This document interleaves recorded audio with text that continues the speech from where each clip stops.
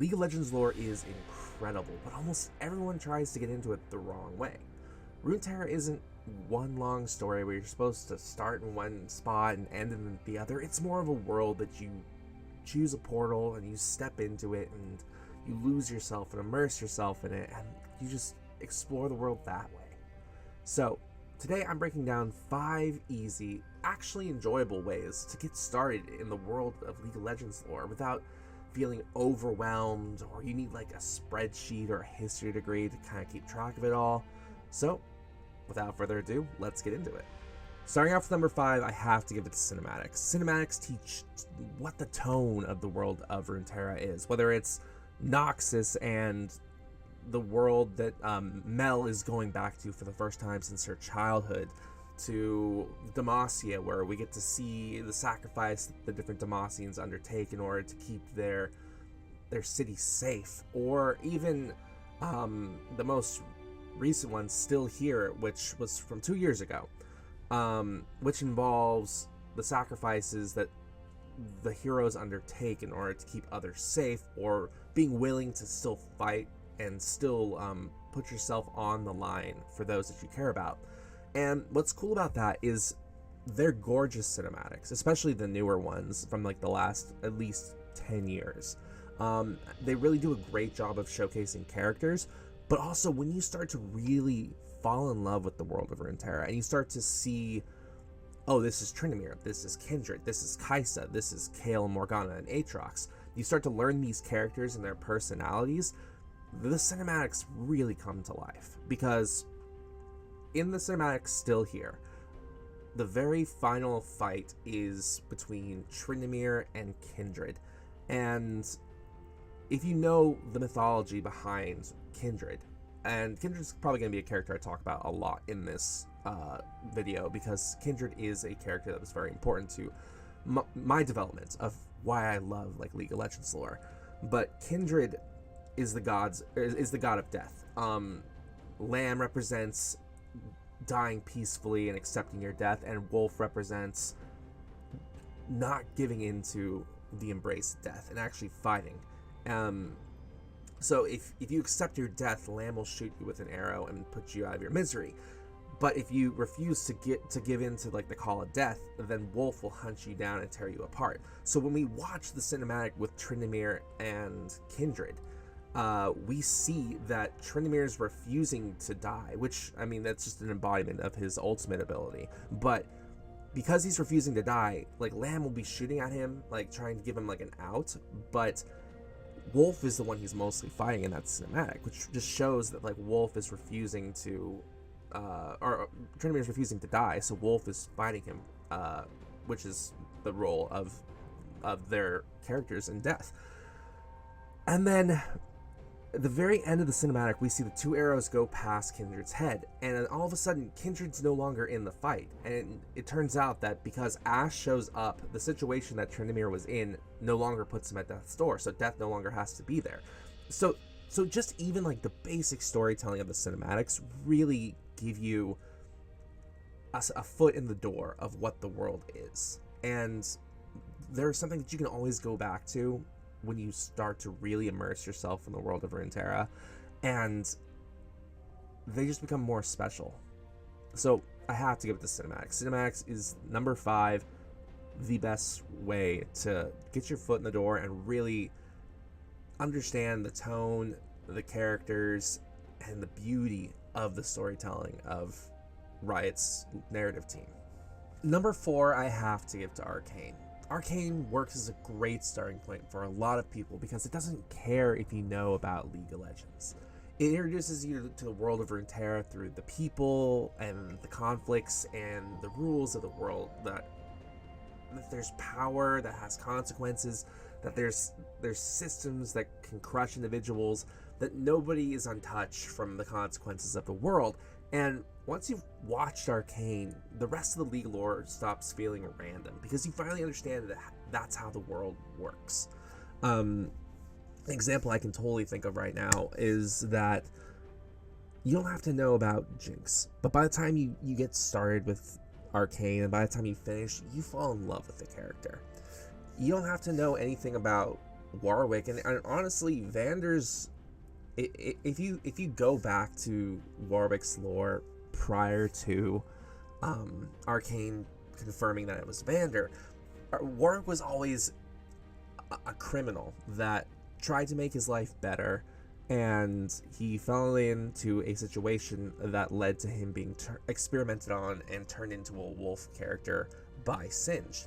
And that's why at the start of season 1 of Arcane, I instantly knew that Vander was going to become Warwick, because not only were there like little musical cues within the score, but there's also just little clues about his backstory and him like dying and disappearing.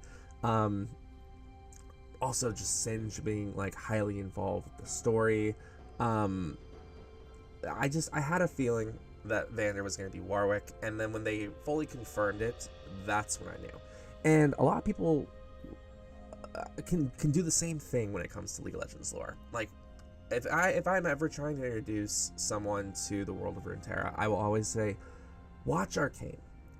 Season 1, Season 2, it's very easy to watch. It has a great story, and before you know it, you will know at least 3 factions. You will know at least, I don't know, 6 characters that are like champions that are playable in League of Legends, and it gives you a really good firm foundation. Like, if I were to say, like, take an intro class to like League of Legends, start with Arcane. I'd say Arcane is a huge selling point to the person that's never really experienced League of Legends, and getting to see the seriousness and like the world building of Arcane is what really drew a lot of people to like check out League in the first place. So number 4 has to be Arcane. Okay, number 3 would have to be the short stories. So one of the things that really got me started with like the world of Runeterra was that Riot would put out short stories. It used to be with every patch, but I don't think they've done it in a long time. But for a lot of the like early days of League of Legends lore, when I first like really dove into it, I remember when I first started playing, my like best friend at the time was like, hey, there's this game called League of Legends, like there's all these characters, it's kind of like a battle game, like let's check it out, like let's try it. I said, okay, sure, let's do it. And I remember, I think the first character I ever played was like Lysandra, and Lysandra, Shyvana, like those characters were where I kind of dipped my toes into the world, but I didn't really connect with them in any sort of way. But then I remembered that at the time, this really is gonna like age me, but Kindred was being released, and so throughout the client there would be all this artwork of Kindred, and I'd be like, whoa, like who is this character? And it led me to like seek out the short stories, and Kindred's a good death. The short story about like Kindred, and there's an actress, and like I'm gonna give you the spark notes, but like there's an actress who is part of a traveling troupe, and like their whole job is they go to different towns and they tell the story of Kindred, and it involves different masks. And one night she's actually visited by Wolf and Lamb, and stuff happens essentially, and she's actually given mercy, except everyone else in the troupe gets killed. And she takes the Kindred masks and then goes off, and she actually like leads a whole life where she is an actress that's telling the story of like Wolf and Lamb. And it's just such an incredibly well written story that not only showed me that like there are cool characters in this world, but also this company takes the storytelling of the characters very seriously. That these short stories were written in such a way that you could really kind of find out more about like characters you were interested in, as well as the world that they come from. So my biggest advice would be not to binge all of the short stories. It's really easy to do that because they're really well written, but I would say choose like 1 or 2 characters that you are very interested in and see what short stories they have. And don't really worry about chronology. Some of the stories are in order, some of them aren't, and I would say just really choose 1 or 2 characters and just see what they have written about them. Like, Yasuo. Yasuo and Riven are kind of interconnected characters, so there's at least a couple short stories that kind of tell the whole story of like why Yasuo is a heavy drinker, or like why he is the way he is, or seeking out his the grief he feels about the death of his brother, like all these different things.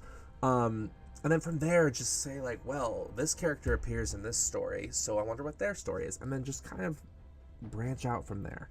But you'll find out a lot about like the different factions and the characters just by reading short stories about your favorite characters. So my advice: choose one or two characters and then find out what kind of stories they have, and then just take an afternoon and read about the characters. And you can find them on League's Universe website. Like, you just type in like League of Legends, like short stories, or like you can go to the universe page and then select a character and they should have some information for you. But yeah, number 3, short stories. Number 2 has to go to the universe map. So while we're already exploring the short stories through Riot's universe page, there's also going to be a universe map. And just by clicking around on the map and exploring, like, this is where Noxus is, this is where Demacia is, you start to like really understand where different factions are laid out within the world. So for example, Zaun and Piltover, going back to Arcane, they are a city that was built upon the ruins of a Shuriman city. And when you learn about Shurima, you get to see that there's like a conquest and an empire. But then also you know about like Noxus because of Arcane. And Noxus is in a completely different part of the world. But then Noxus is bordered along with the Freljord tribes. And once you start to kind of see how each faction is laid out within the world, you start to understand why there's conflicts between these different factions. You get to see like why like Noxus is a conquering nation. You get to see like Ionia's on an island, but then you see that when Noxus starts to invade Ionia, they really had to commit resources to that. And once you start kind of seeing where things are laid out, you start seeing like what different cultures have that make them special, and like why each genre has like a different theme. Like Ionia is about spiritual and like mythic fantasy, Nox is about like political drama and dark fantasy. Like, the world really starts to come alive because it's not just all one theme, it's multiple themes. It's a breathing ecosystem, and it's a breathing like story. And that's why I think number 2 has to be the universe map. That's where you really start to see the world come to life. For honorable mentions, there's only going to be one, and it would be that there are books. The only reason I wasn't going to put this on the list originally was because I feel like for someone who's brand new trying to get involved in the world of like Runeterra, books could be a little overwhelming, especially if they're longer. But I know that Riot's put out a couple of comic books. So like I have Ash, Zed, and Lux, and they're really good entry level points to the Freljord, Ionia, and Demacia, respectively. And they really tell great stories within the world. But also, there are like full-on novels. So I have Ruination by Anthony Reynolds, which this book will give you the entire backstory of Viego and Callista and why the Shadow Isles came to be. And then we have Ambessa, which is actually a prequel book to Arcane. And it really gives you a lot of insight into Ambessa as a character, as well as Mel. You find out who Mel's father is, and you really get to know like the Medarda family, as well as Noxian politics. And it also gives you some backstory on Rel, which is another character from the game. And just, I think this is a much easier read than this one, but they're also available on Audible. The Ruination audiobook is narrated by all the voice actors of the characters that play, of all the characters that like are playable within the game. So like Hecarim's voice actors in here, Callista, Viego's, Soraka's is in here. There's just a ton of like League characters that voice like their character in the actual book itself. Ambessa is her Audible voice actor is actually the same voice actress that plays her in Arcane. So it's, if you really want to get to know the world, I would say spend some Audible credits on these. But then also, if you really want to just dive into the world of Runeterra itself, there's Legends of, or like League of Legends Realms of Runeterra, and it's a really solid book that has like stories within it, but it also has like concept artwork that was put out that gives you an idea of like different factions. So like this is Ionia, and you get to kind of really see how the world is. It's more focused on the mystical. Then there's the Freljord, and it's just, this is a solid resource as well. I would not get this on Audible. I would get a hardcover version of it, just purely because there's a lot of really beautiful art, and it really makes the whole experience even better. So yeah, my honorable mention is to get some books, or Audible. I know that all the comic books, again, going back to the comic books, they're available online for free. I believe Riot put them out. I made them available, but like Ash tells the story between herself and Sejuani, and how like they used to be friends and stuff, and now where the relationship's at. Zed will involve his relationship with Shen, as well as Kayn, and then Lux obviously tells the story of her and hiding her powers, her relationship with her brother Garen, Jarvan the Fourth's in this, and then Silas. It shows the relationship between Silas and Lux and kind of where they are. But yeah, I would say if you're willing to invest a little bit more of your time and you're really ready to dive in, I would get the books. And I highly recommend getting the Audible versions of the Ruination and the Ambessa novel. So those are my suggestions. All right, before I reveal my number one suggestion, I just want to say thank you so much for watching this far. This is a brand new adventure for me, and I would like to make more content regarding League of Legends and League of Legends lore, even just storytelling, narrative in general. It's something I'm very passionate about, and it's something that like I've tried multiple times to kind of do, but I just have never really found the right mixture. So if you're really enjoying this content, if you are feeling up to it, hopefully I've earned your subscription. Hopefully I've earned a like from you, and if you want to comment and just say like, hey, I'd love to hear more about a certain character or a certain faction, like it gives me more of a direction so I can figure out what you guys want to hear. And other than that, thank you so much for sticking around. For my number one pick, my best recommendation, that if you really want to like learn about these characters and like learn about this world, I recommend playing the game but turning champion voices up. So you can do this in the client by clicking settings, and then you can go to the in-game settings, and there's a sound option. And if you go to sound, there is a voice volume option. Now if you were to click voice volume and you were to crank that higher than the other sound effects within the game, like I understand at the end of the day it is a game, and sometimes sound effects for like attacks might be something you need to have cranked up in order to like play it well, then by all means do your settings how you would like to.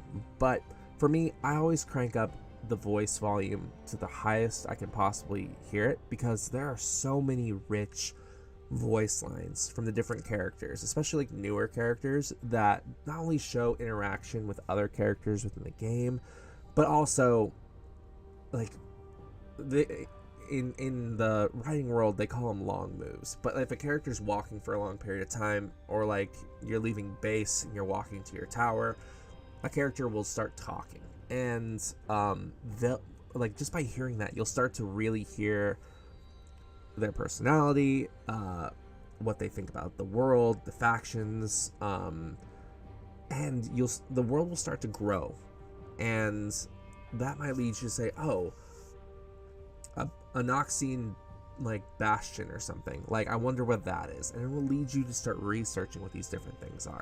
And like a character I would recommend, like if you really want to like learn about Runeterra, would be Swain, because Swain has an interaction where every time he removes like a soul from a character, if there's like a story or like a backstory about the character, he'll comment on it. So like, I remember before Kaisa was ever released, Swain got reworked, and there was an interaction where if he took a soul from Kassadin, he would interact with Kassadin and say, "Did you hear about the girl who returned?" Because a lot of what Swain's lore is he's collecting secrets, and that's how he as a tactician like really functions within the world. So Riot gave him interactions with different characters, so that if you removed a soul from them, like you would hear a secret about like that character. And just playing a character like that who comments on other characters, you start to learn more about the other characters and what their deep dark secrets are, or where they fit within the world. And yeah, I can't stress more that cranking up the voice volumes on your champions will really allow you to catch all these like nuanced lore bits. And I suggest that to all my friends who I play with, and I say, if you want to learn more about this world, crank up the voice volumes.